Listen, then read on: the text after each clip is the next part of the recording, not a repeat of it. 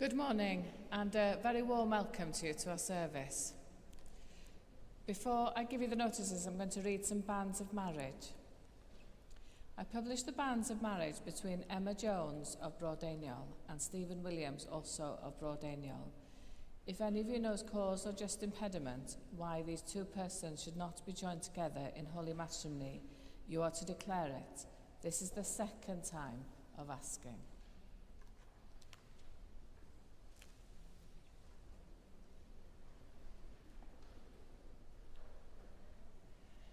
So I'll just share some of the notices this week. As you know, because we're in the summer season, our services are slightly different in that we are only having sung evensong on Thursdays now. But otherwise all the services are on the service sheet, all the daily services. But we are having a Holy Eucharist at 8:30 on the 6th, which is Thursday, because it is the feast day of the Transfiguration. Next week's service will be slightly different, so it's a very special service. It's our Diocesan Mothers Union service where we are receiving the Coventry Cross. So the guest preacher will be Canon Kate Massey from Coventry Cathedral, and no doubt we'll be explaining a little bit about the service next week. But because it is our diocesan service, it will be a bilingual service, so it won't be an English-only service as the 11 o'clock normally is. So next Sunday, it'll be a choral Eucharist, but as I said, the reception of the Cross of Nails from Coventry Cathedral, and it will be bilingual. We are singing the Gloria today. It is a congregational Gloria, and over the sheet over the other side of the notice sheet, you will see that we have got a new telephone number for the cathedral. So if you need to get hold of us during office hours, Monday to Saturday, then we've got a new mobile number, and it's on the other side of your notice sheet. So now we spend a moment or two and we prepare ourselves for our Eucharist this morning.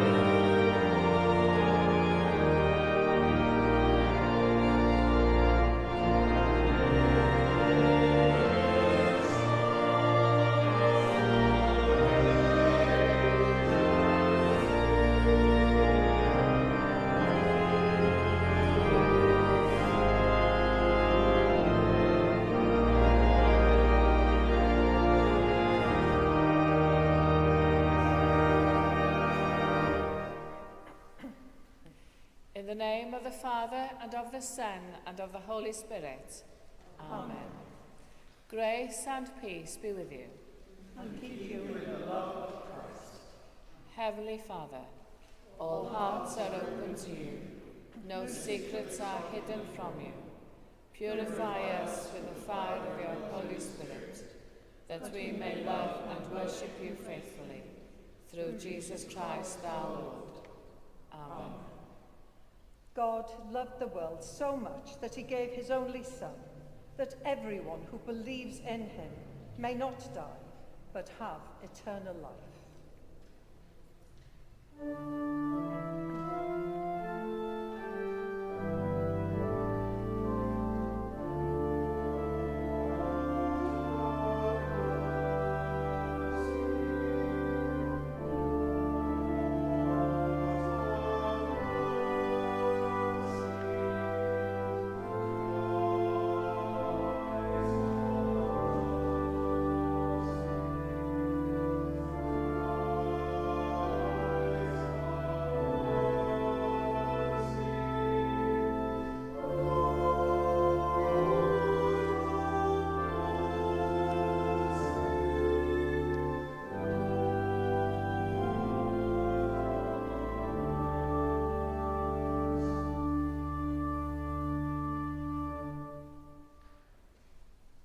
Heavenly Father, we have sinned in thought, word and deed, and have failed to do what we ought to have done.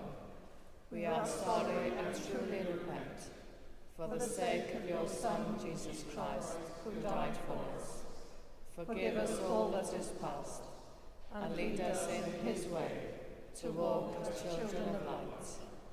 Amen. Almighty God, who forgives all who truly repent, have mercy on you and set you free from sin, strengthen you in goodness, and keep you in eternal life. Through Jesus Christ our Lord. Amen.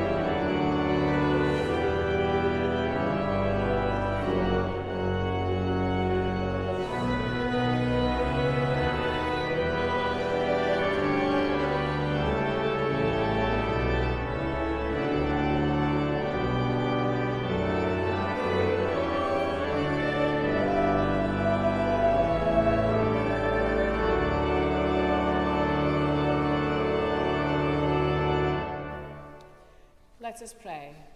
Almighty God, who sent your Holy Spirit to be the life and light of your church, open our hearts to the riches of your grace, that we may bring forth the fruit of the Spirit in love and joy and peace.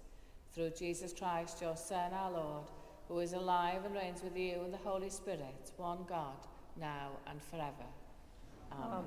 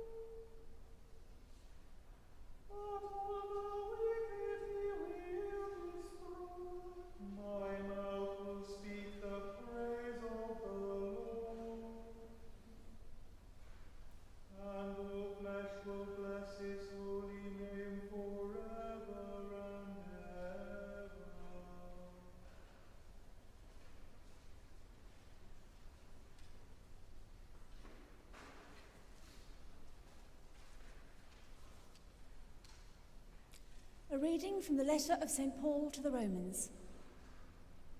I am speaking the truth in Christ. I am not lying. My conscience confirms it by the Holy Spirit. I have great sorrow and unceasing anguish in my heart. For I could wish that I myself were accursed and cut off from Christ for the sake of my own people, my kindred according to the flesh. They are Israelites, and to them belong the adoption, the glory, the covenants, the giving of the law, the worship, and the promises.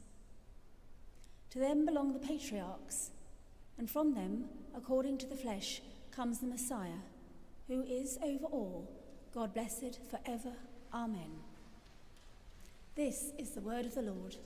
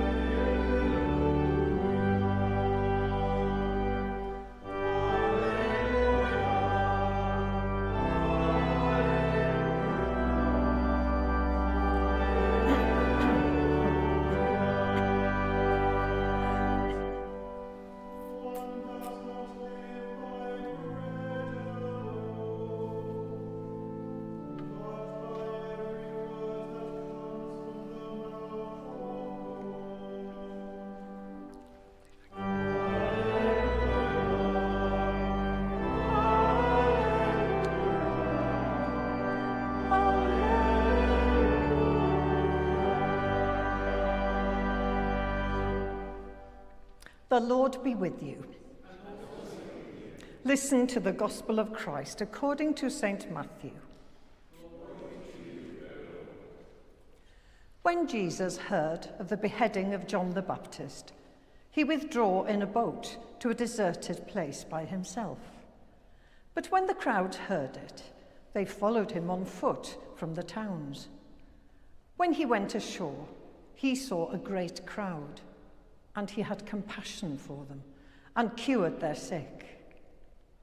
When it was evening, the disciples came to him and said, "This is a deserted place, and the hour is now late.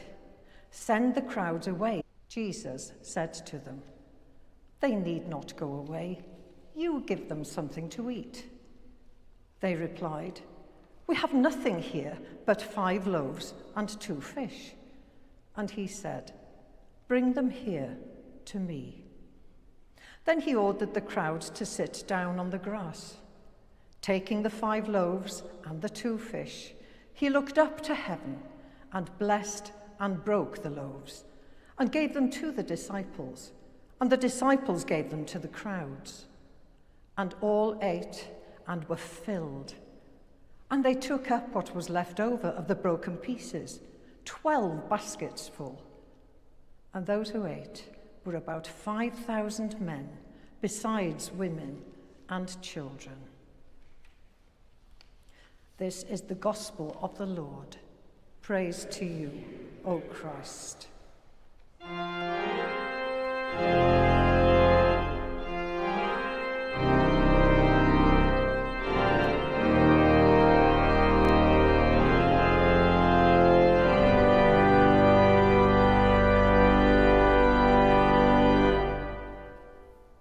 May I speak in the name of God, Father, Son, and Holy Spirit.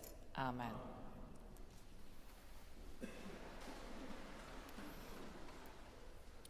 One of the privileges of being a priest is how involved you get in key moments in people's lives.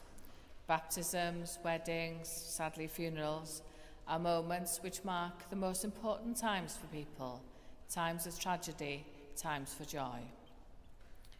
My college tutor once told us when he was training us about these services that he had asked his vicar when he was a curate whether funerals ever became ordinary for him. And his vicar said, "The day when a funeral becomes ordinary for you is the day you should leave ministry." But there is also a sense in which these huge occasions are both ordinary and extraordinary. For example, weddings can be the most ordinary day for most people in the world, but a momentous day for two people. But when you think about a wedding, for those two people and for their guests, it's such an important day. But for other people involved in their occasion, I'd imagine that the organist is there hoping the bride isn't going to be late because he's booked a slot on the golf course later. The vicar normally wants to go off home to prepare her sermon for the next day. And the crowd outside are there looking forward to seeing the dress, but if the bride is late, then they'll change their minds and go off shopping or spend the afternoon gardening instead. Now, when I was the vicar in Bethesda, this seemed very true, this kind of dichotomy between ordinary and extraordinary. If you know Bethesda well, you'll know that the church is right in the middle of the town. And so when I used to take weddings there, you'd have sort of, very posh cars, processions of people really dressed up to the nines. And then you'd have all the other people going about their everyday lives, probably wondering what to have for supper or having a nice afternoon dozing in the sun, reading the Daily Post. This mixture of ordinariness and extraordinariness is something that strikes me time and time again about the stories that Jesus tells and the stories that we hear about Jesus. In the middle of the ordinariness of life, something extraordinary is going on. In today's story, we get that sense too. We know that Jesus, along with John the Baptist really, is the latest in preacher, and lots of people have gathered to hear him, to see if he's as good as people say. Now, according to the Gospel of John, we hear about another character in the feeding of the 5,000, but we don't hear about him today in our version of the Gospel from Matthew. But in John, we hear about a little boy who has a picnic that he's willing to share. And presumably, he has made himself known to the disciples and has tentatively offered to share his food in a fit of generosity. What happens next is extraordinary. We've heard that a lot of people have gathered there, they're hungry. What's going to happen to them? Well, this small and insignificant offering by the little boy is transformed by Jesus into something that feeds all the thousands of people who are there with plenty to spare. Yes, we hear about it as a miracle, but he couldn't have done it. Jesus couldn't have done it without that small act of generosity from that little boy. So Jesus turns that one ordinary example of generosity into an extraordinary and fantastic show of God's power. Now, we tend to think of miracles as being events which are purely of God, events that have nothing to do with human beings. But if we think about, the feeding of the 5,000 in all four Gospels, without this little boy's offering, the feeding of the 5,000 couldn't have happened. Yet again, we are reminded that God works through people like you and me. People who may not be all that important in the world's eyes, but people who are turning up and are open to seeing God at work. People who are open to the unexpected, people who are open to miracle. That little boy offered what little he had. I wonder if he felt nervous and slightly stupid, thinking that 5 loaves and 2 fish could make any kind of difference to all the crowds who were there. And when I think about that little boy, I think about us too, because sometimes we can feel uneasy and nervous about what we can offer to God. This story reminds us that what we offer doesn't have to be great, because God will make it great. All we need to do is actually offer something. God will do the rest. So when we think about our version of this story in Matthew, there is a part of the story that's missing.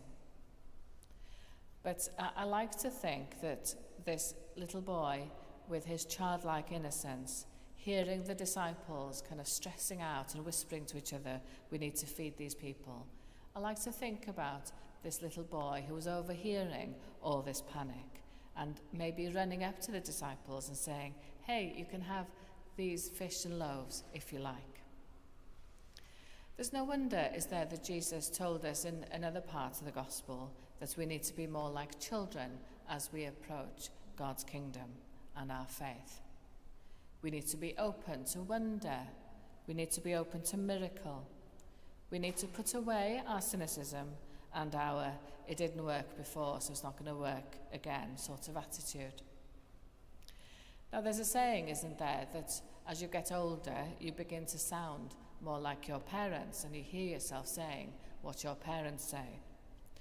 Well, I'm afraid when you're a priest, there's an added dimension to this, because you also sound like the middle-aged priest that you used to know back in the day. And it's certainly true of me.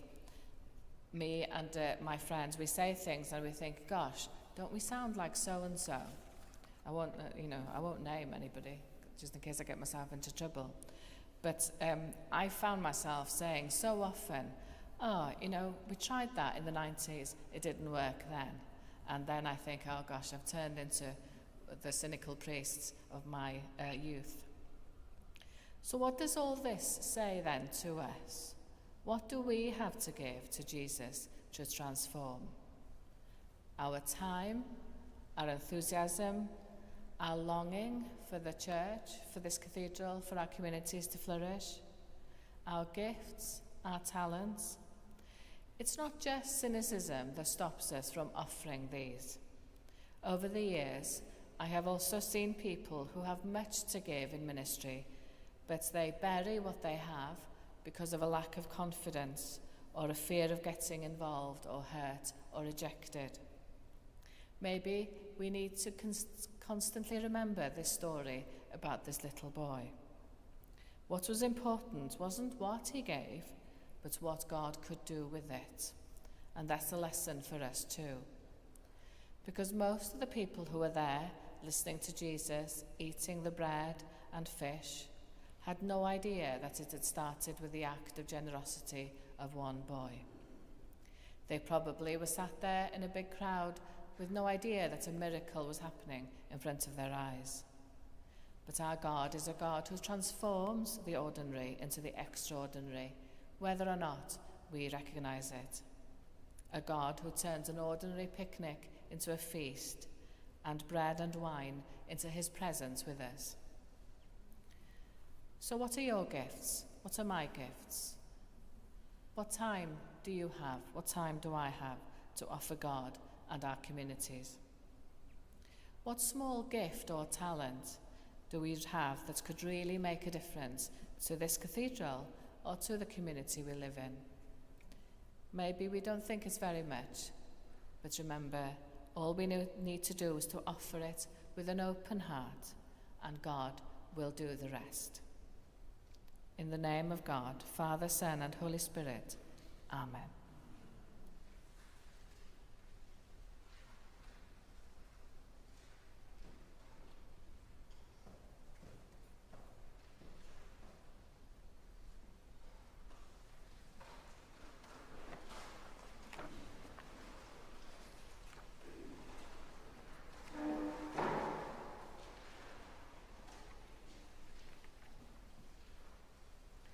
We believe in one God, the Father, the Almighty, maker of heaven and earth, of all that is seen and unseen.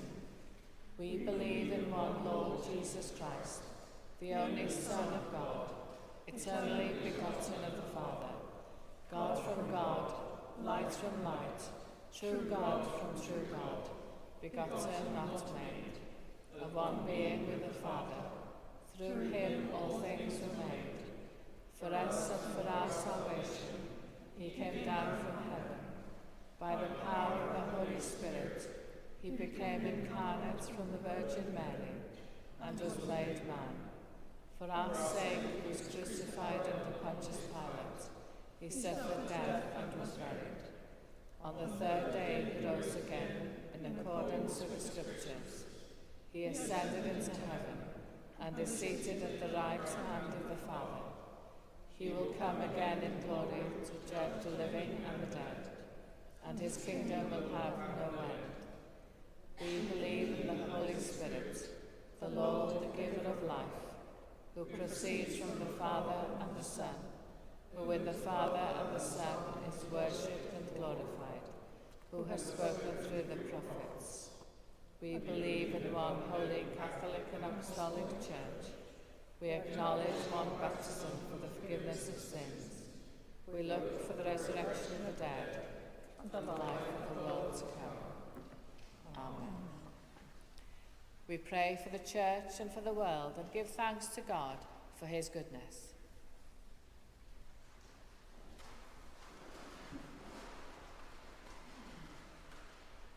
As we gather in the stillness of this ancient site of prayer, let us open our hearts and feel the presence of your Spirit moving amongst us. Dear God, as we bring our petitions before you, we ask that you will listen to our prayers and answer them in accordance with your will. Lord, in your mercy, Almighty God, who led your apostles to ordain ministers to carry out your work in the world, send your blessing on all who have been called to lead us in ministry and sacrament, guiding them into the way of truth. We pray for all who have been newly ordained and are embarking on their first ministries. We ask that you will support and strengthen them, help them to overcome the difficulties they may encounter, give them courage to face each new challenge, and give them sensitivity and compassion in their work. Lord, in your mercy, hear our prayer. Loving God, we give you thanks for your unconditional love. When we slip from the path of righteousness, you look upon us with compassion and forgive our frailty. Help us to show the same forgiveness to those who hurt us. Father, you have shown us the way of truth. Help us to avoid the temptations of this world and remain true to our calling. Lord, in your mercy. Look mercifully, Lord, on our broken world and heal its divisions, so that we may live in unity and peace. We pray for all whose lives are marred by war, injustice, or natural disaster. We remember the war-torn areas of Iran, Ukraine, Russia, Sudan, and the Middle East, and earnestly pray for peace. Bring comfort to all affected by the devastating natural disasters, the earthquake in Japan, and the wildfires in Spain and Italy, as we pray for those injured or killed, and for all who have lost relatives, homes, or businesses. Lord, in your mercy. Generous God, the great physician to whom the sick and the dying were brought for healing, look mercifully on all who are sick in mind, body, or spirit. Let them feel your comforting presence and give them the assurance that you will be at their side.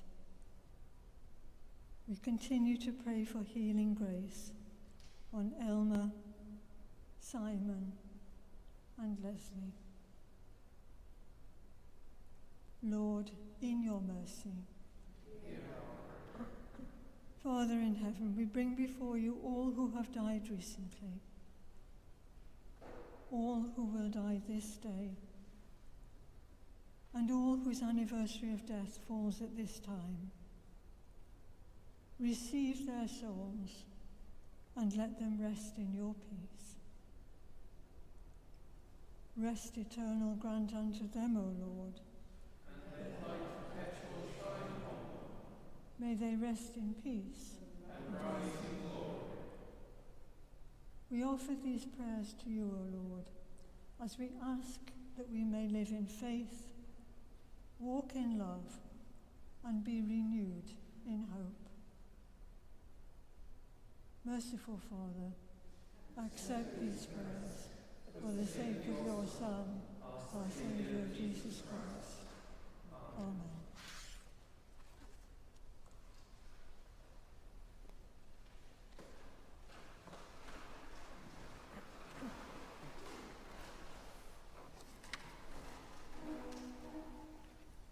Christ is our peace. He has reconciled us to God in one body on the cross. We meet in his name and share his peace. The peace of the Lord be always with you. And also with you. Let us offer one another a sign of peace.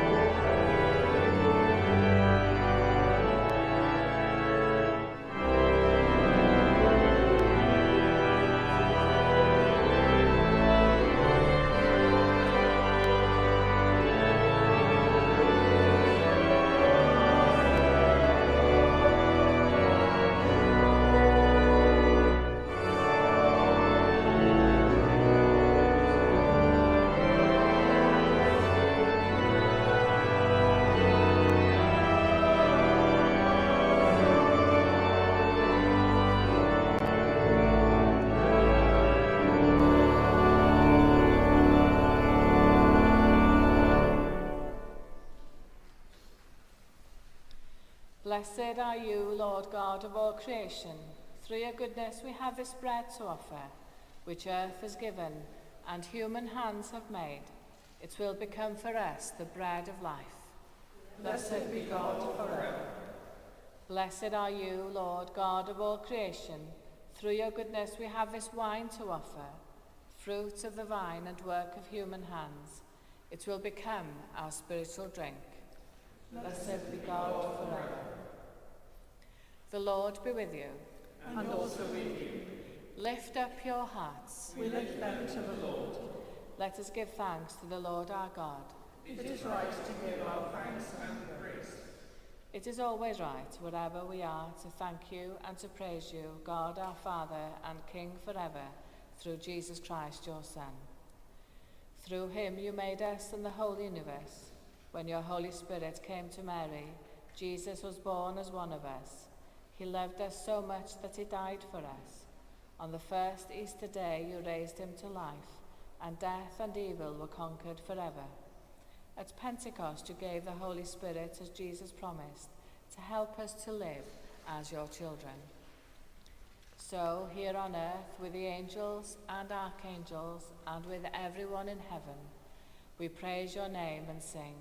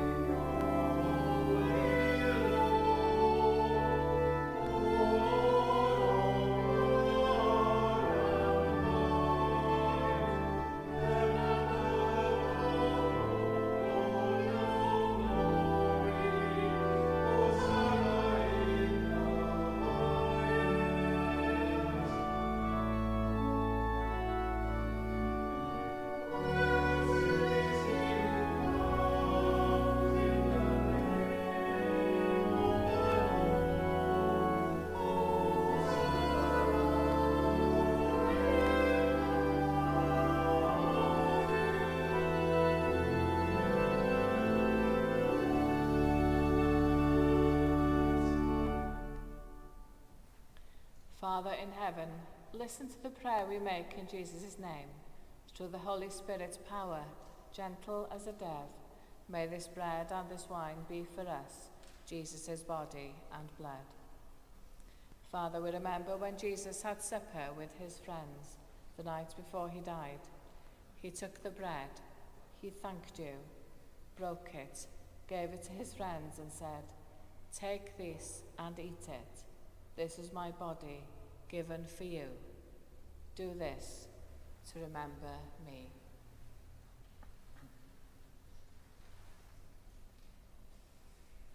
After supper, Jesus took the cup of wine. He thanked you, gave it to his friends and said, "All of you drink from this cup, because this is my blood, the new promise of God's love. Do this every time you drink it to remember me." Together we remember that Jesus is always with us and say, Christ has died, Christ is risen, Christ will come in glory. Father, as we remember your Son, Jesus Christ, who died on the cross and rose again, we offer you these and all the gifts you freely give to us. Send your Holy Spirit to be with us and all who share this bread and drink from this cup. Help us to trust you. Bring us closer together and welcome us with all your people into Jesus' glorious kingdom. All honor and glory belong to you, Father, through Jesus, your Son, with the Holy Spirit, one God, forever and ever. Amen.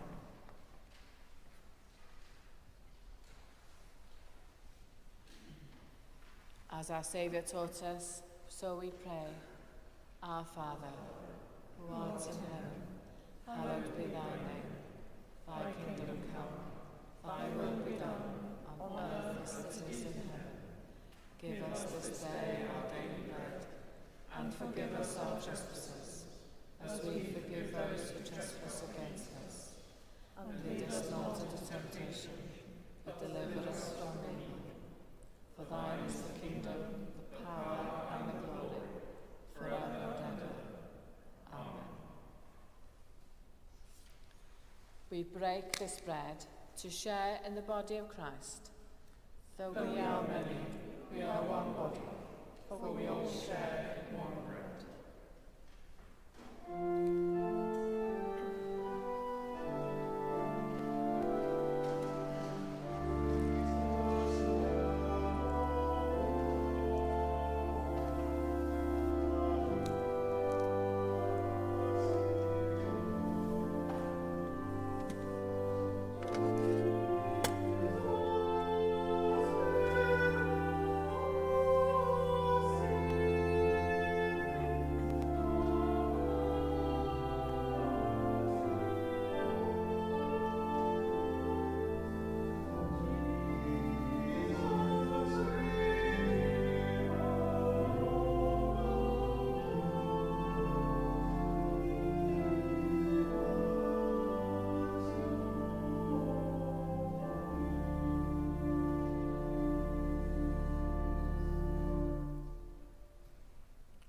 God's holy gifts for God's holy people.